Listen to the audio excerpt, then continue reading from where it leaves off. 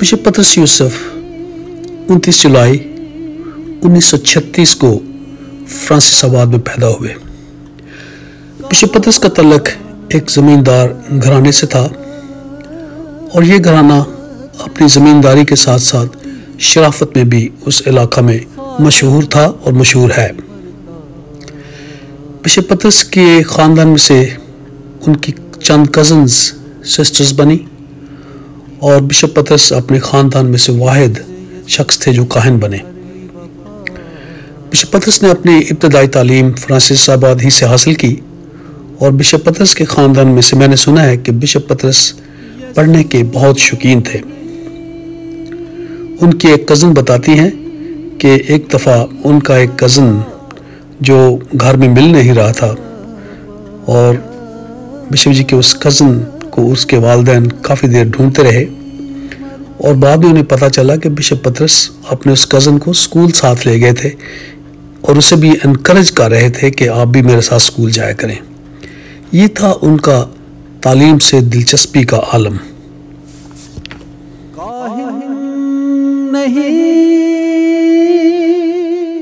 कहते हैं कि बिशप पतरस की वालदा एक दफ़ा फ्रांसिसाबाद चर्च में इतराफ़ के लिए लाइन में खड़ी होकर इंतज़ार कर रही थी कि उन्हें उस वक्त इंतज़ार के दौरान उन्हें एक छोटा सा बच्चा नज़र आया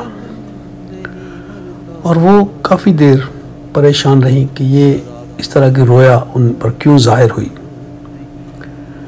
लेकिन जब बिशप पतरस 29 दिसंबर 1965 को ऑर्डेन हुए तो बिशप पतरस की वालदा एक साइड पर जाकर रो रही थी।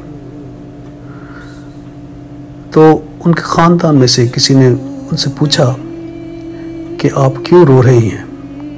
तो उन्होंने कहा कि मुझे उस रोया की जो मैंने गिरजाघर में एक छोटा सा बच्चा देखा था, मुझे उसकी आज समझ आई है कि इस बच्चे को तो खुदा ने उसी वक्त चुन लिया था।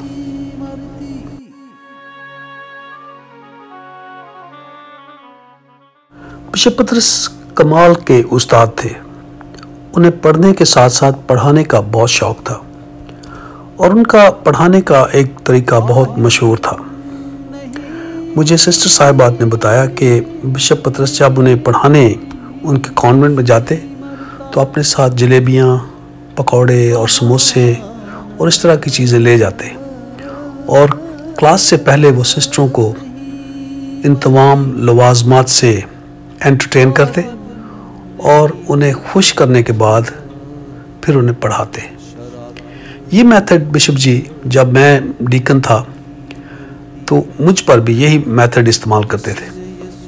वो मुझे पढ़ाने से पहले खनसामे से कहते कि जाओ ब्रदर जी के लिए चाय लेकर आओ, समोसे लेकर आओ, बिस्किट लेकर आओ और मुझे अच्छी अच्छी चीज़ें खिलाने के बाद फिर बिशप जी पढ़ाना शुरू करते। क्या मेथड है, क्या कमाल मेथड है। इस तरह की बात मैंने ख्वाजा खुर्शीद अनवर के मुतालिक भी सुनी थी कि वो अपने म्यूजिशियंस को रिकॉर्डिंग से पहले खूब अच्छी तरह खाना खिलाते थे। क्या ये मेथड है बिशप पतरस का। बिशप पतरस एक बहुत बड़े अजीम उस्ताद के साथ साथ अजीम इंसान थे और अजीम इंसान हमेशा दूसरों को खुश करने के लिए काम करते हैं।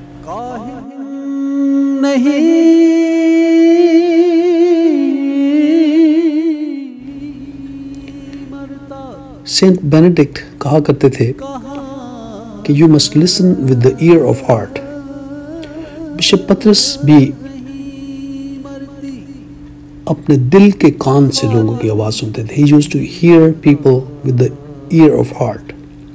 बिशप पतरस में ये बहुत बड़ी क्वालिटी थी कि वो लोगों की बात सुनते थे और मोहब्बत और रहम से सुनते थे और बिशप जी को दूसरों की बात सुनते हुए बाज़ औक़ात रोना भी आ जाता था, उनकी आंखें पुरनम हो जाती थी।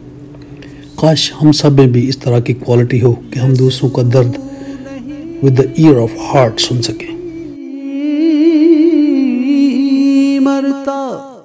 बिशप पतरस जब पैरिशेस का दौरा करने जाते तो वो सिर्फ फादर साहिबान या सिस्टर साहिबात ही के साथ वक्त नहीं गुजारते थे, बल्कि वो शाम के वक्त گاؤں کے لوگوں کو لے کر بیٹھ جاتے اور ان سے ان کے مسائل پر بات چیت کرتے، ان کے مسائل سنتے، اور پھر ان کے مسائل صرف سنتے ہی نہیں تھے بلکہ ان کا حل بھی انہیں ڈھونڈ کے دیتے اور ان کے مسائل کے حل کے لیے ان کے ساتھ شامل ہو جاتے ہیں۔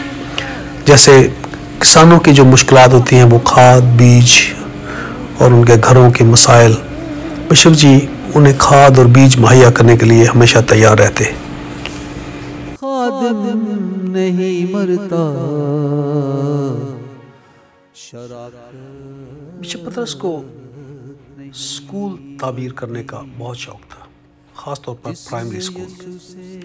فادر عنایت برنارڈ ایک دن مجھے بتا رہے تھے کہ ایک دفعہ وہ بشپ پطرس کے ہمراہ 33 چاک میں میاں چنو میں یوتھ میٹنگ کے لیے آئے، تو بشپ جی کہہ رہے تھے کہ ہمارا ان پڑھ جو شخص ہے وہ کم سے کم 10ویں پڑھا ہونا چاہیے۔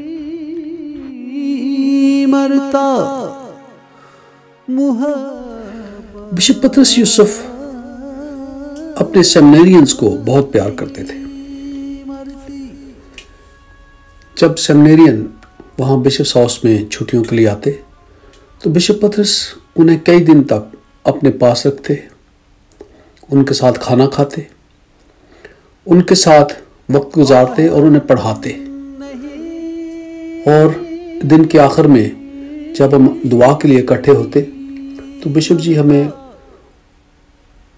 اس دوران بڑی دانائی سے بھری ہوئی باتیں بتاتے۔ گو ہم اس وقت تک بہت چھوٹے تھے، لیکن ہمیں ان کی بہت ساری باتوں کی بعد میں جا کے سمجھ آئی۔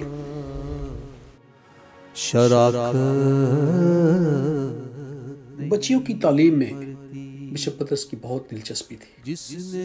ایک دفعہ مجھے یاد ہے کہ ملتان میں سسٹرز نے بشپ جی کو کہا کہ اگر ہمارے پاس بس ہو تو ہم جمیل آباد، رضا آباد اور دوسرے بہت سے علاقوں سے غریب بچوں کو اس بس میں لا کر تعلیم دے سکتے ہیں۔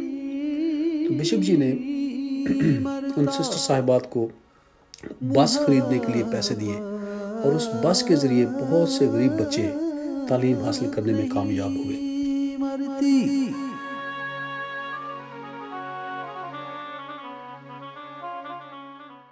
Empowerment of the community bishop ji کا ایک بہت بڑا نصب العین تھا۔ وہ جو بھی کام کرتے تھے وہ اس میں دیکھنا چاہتے تھے کہ کمیونٹی کی ایمپاورمنٹ کتنی ہے۔ اس لیے وہ چھوٹے کاموں سے لے کر بڑے کاموں تک غریبوں کے لیے کرنے کے لیے تیار ہوتے تھے۔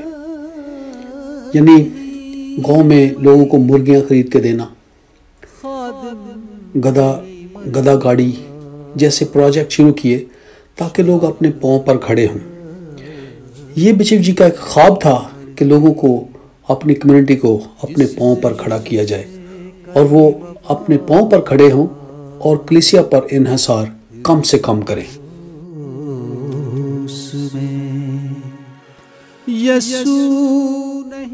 بشپ جوزف کٹس، جو اب کارڈینل جوزف کٹس ہیں، وہ ایک دفعہ بتاتے ہیں کہ جب بشپ پطرس اور وہ روم میں پڑھتے تھے، جب یہ دونوں کاہن تھے، تو ایک دن بشپ پطرس کے کمرے کی لائٹ آن تھی اور یہ رات دیر تک اپنے کمرے میں واپس نہ آئے، اور بشپ جوزف کٹس پریشان ہونا شروع ہو گئے کہ ان کے کمرے کی لائٹ بند ہے اور میں جب دروازہ کھٹکھٹاتا ہوں تو یہ دروازہ بھی نہیں کھولتے۔